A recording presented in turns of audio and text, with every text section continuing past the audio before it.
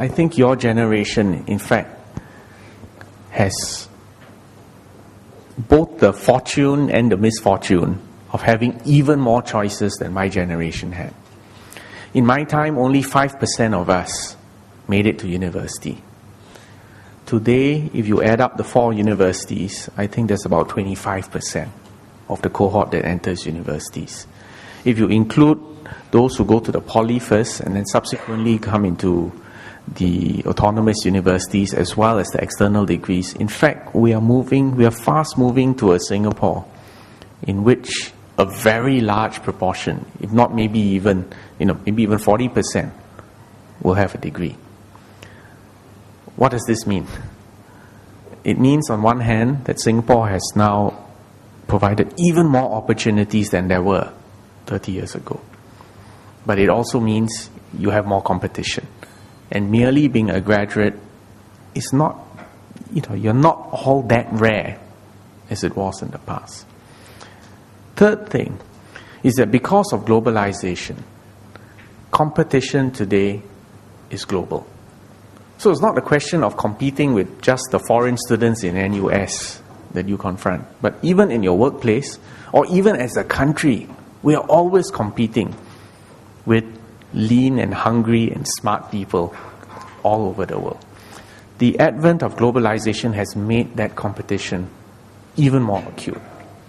A fourth thing which will make life different for your generation from my generation is that in the next 20 years, you are going to see Singapore become one of the fastest aging societies in the world.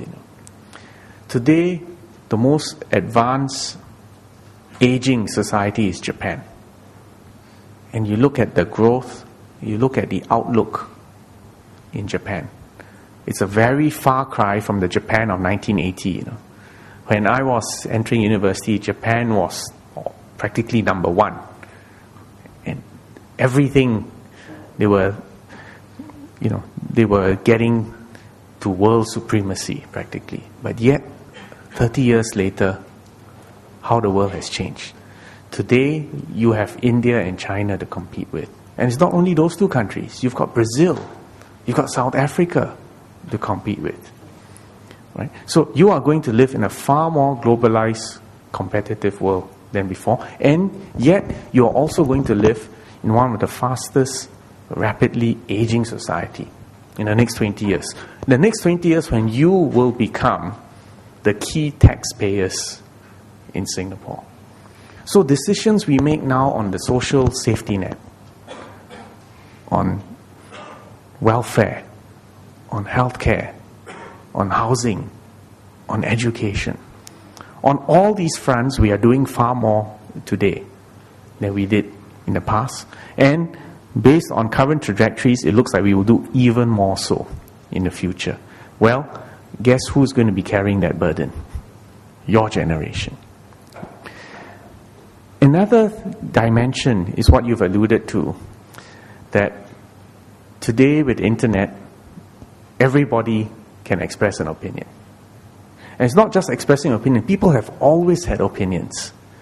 But today, everyone is potentially a publisher.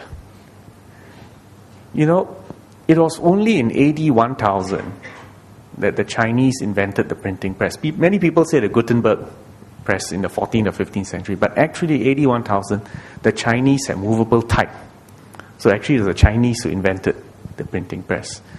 Subsequently, when it was invented in Europe, and you could now print books, it represented the democratization of information. Because in the past, you could only go to a university or to a monastery for academic knowledge. With books being printed, it became more democratic.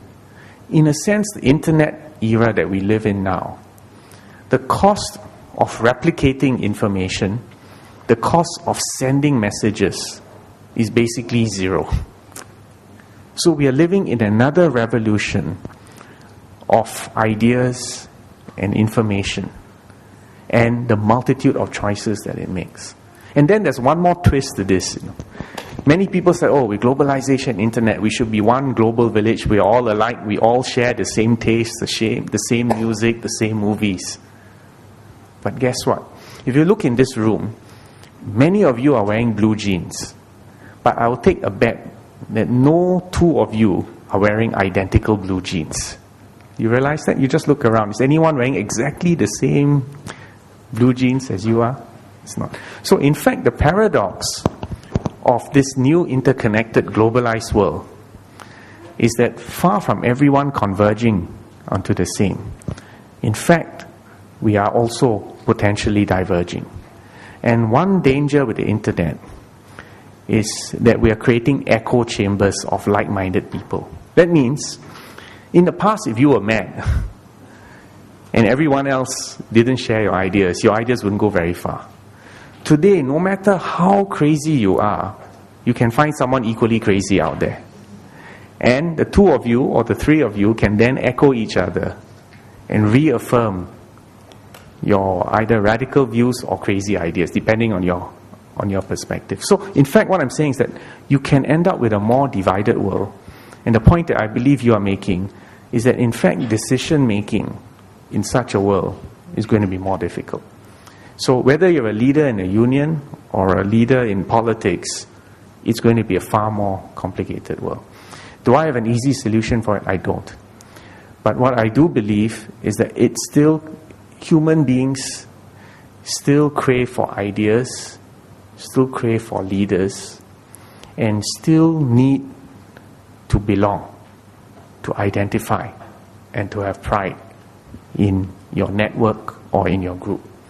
And your generation will have to invent those solutions.